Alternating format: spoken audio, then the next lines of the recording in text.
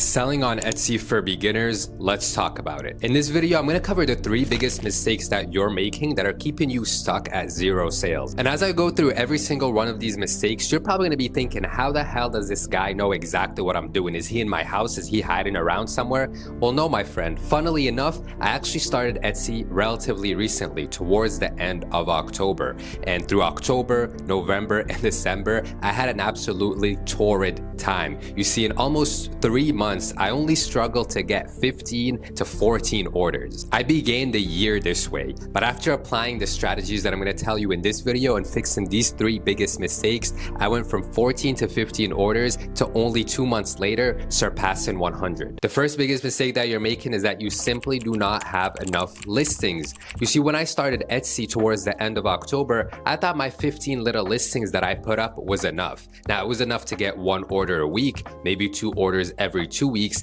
and that's exactly what it led to. Going into November and December, I might have added 2 or maybe 3 more products, and I was at a total of about 18 products as the year was coming to a close. And at this point in time, I only got 14 orders. So I was really looking at Etsy as, okay, maybe this is something that's gonna get me a couple $100 a month, and maybe $50 of profit a month. I mean, it's cool, I'll get a meal with it, but this is never going to be anything significant. But then something clicked in my mind towards the end of December and told me, make a change. I don't know what it is, but I probably gave it some thought and realized, look, 14, 15, 16, 17, 18 listings is just not enough, and you're not active enough on the platform. And this is exactly what you're doing. You put a lot of time and effort into individual listings, but you don't realize that as a beginner, volume is the name of the game. Volume is going to be your best friend. So starting in the beginning of January, I started uploading 1 to 2 to sometimes even 3 products a day, every single day without missing a single day. Let me tell you, the results were almost instant. The first 2 weeks of January were absolutely amazing for me, and I saw amazing results. So this led me to double down in the strategy. I continued it into February, and February led to even better performances. But when you're first starting out, my friend, you need to have a ton of listings and get your products out in front of as many eyes as possible. Mistake number 2, you're selling whatever you want to sell. You come up with these random designs in absolutely random niches. You might put them on a shirt, you might put them on some ornaments, or it's something homemade that you make. The issue with this is, as much as you love it, as beautiful as it is, as much as your husband, your wife, your mom, your dad tell you this is such an amazing product, you should sell it on Etsy, if people are not searching for your product, they are not going to see it. And if they don't see it, they are not going to buy it. You see, this is what I was doing, last year before I had that sharp increase in sales. I thought, look, I'm gonna make my Etsy super clean, just super premium. I'm gonna take a long time to work on my embroidered designs. I'm gonna take, 2 days to come up with this design and make it super cool. And then people are really gonna like it because I thought of this like niche in my head that I thought would do really, really well. And these were the kind of designs that I would, post maybe once or every 2 weeks last year towards the end of the year when I wasn't getting much results.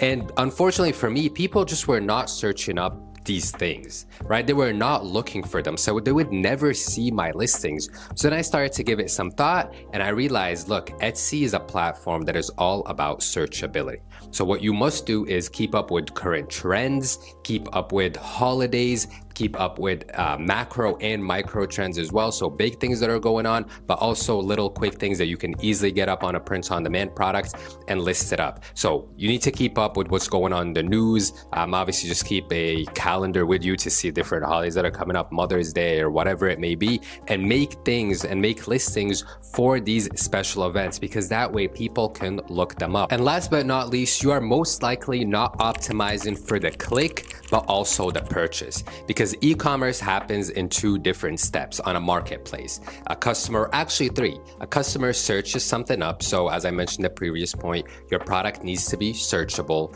2, they see it in a wave of different listings, right? So this is how you stand out a little bit here. You optimize by having your own product images or making the best products image that you possibly can with mockups, as I mentioned previously. But the 3rd step is now you need to optimize for the purchase. So what happens, or what are some other factors that get them to click into your product instead of the other ones and then go on to complete purchase in a very competitive landscape. I'm going to give you guys some examples of mistakes that I was making. First, we can talk about shipping.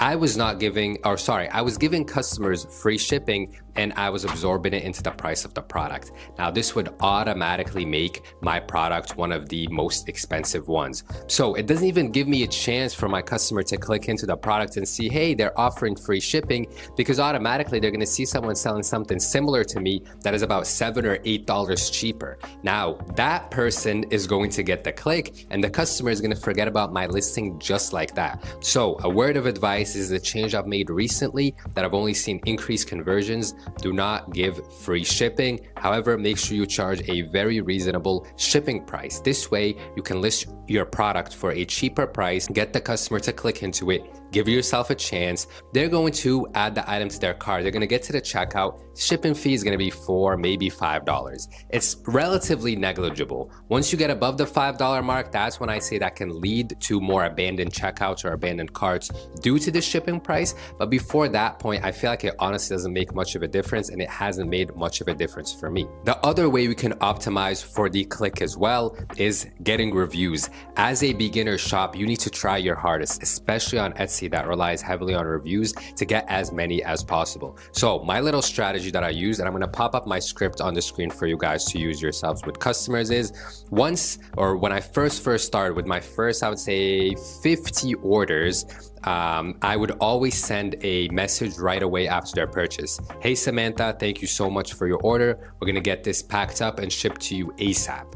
Or with my inventory products that I know exactly when I'm gonna ship them out, we're gonna get it shipped out in 24 to 48 hours. Boom, the item gets shipped out. I'm not gonna bother them with another message like, hey, we shipped it out. But then I will wait until the item gets delivered, and then 1 to 2 days after the item gets delivered, I will send them this message that you're gonna see here. Let's see if I can remember it.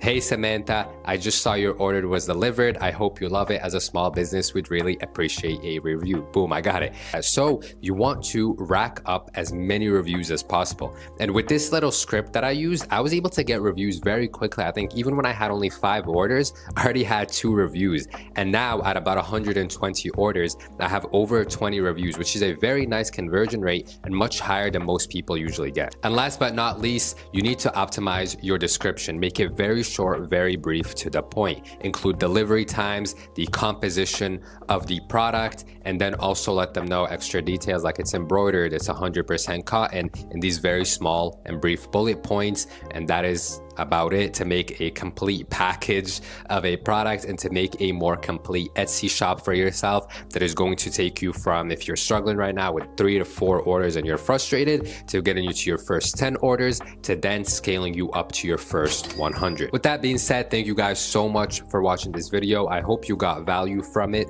If you are interested in scaling up to your first 100 orders as a beginner, and this is a problem that you're really struggling with, I put together a free course down below and also a paid course. The paid course is over 5 hours long, so it is extremely detailed. It's not for everyone, but if you want to take e-com seriously and get to your first 100 orders as fast as possible, that is going to be the path for you. Thank you for watching this video. Like and subscribe, and I'll see you in the next one. I'm out.